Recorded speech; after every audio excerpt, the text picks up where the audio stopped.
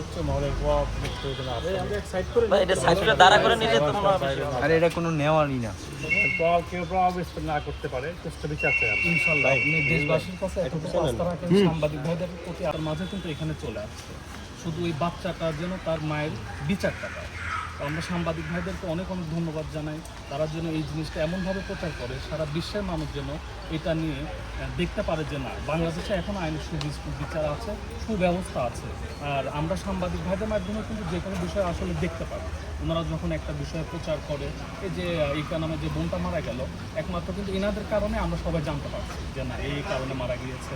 তো ইনাদের মাধ্যমে আমরা এটাও জানতে পারবো যে না, ইকা নামে যে বোনটার আমাদের মাঝে নেই, তাকে তো আমরা কেউ ফিরিয়ে দিতে পারবো না, বাট তার সন্তান যেন দেখতে পারে এই সাংবাদিক ভাইদের মাধ্যমে, আইনজীবীদের মাধ্যমে, প্রশাসনিক উদ্বোধন কর্মকর্তার মাধ্যমে যে না, ওর মায়ের ন্যায্য বিচার হয়েছে। এটা আমাদের মানবাধিকার অধিকার বাস্তবায়ন ফাউন্ডেশনের পক্ষ থেকে কামনা। তো আপনারা যদি দেশবাসীকে কিছু বলতে চান সাংবাদিক ভাইদের মাধ্যমে বলেন।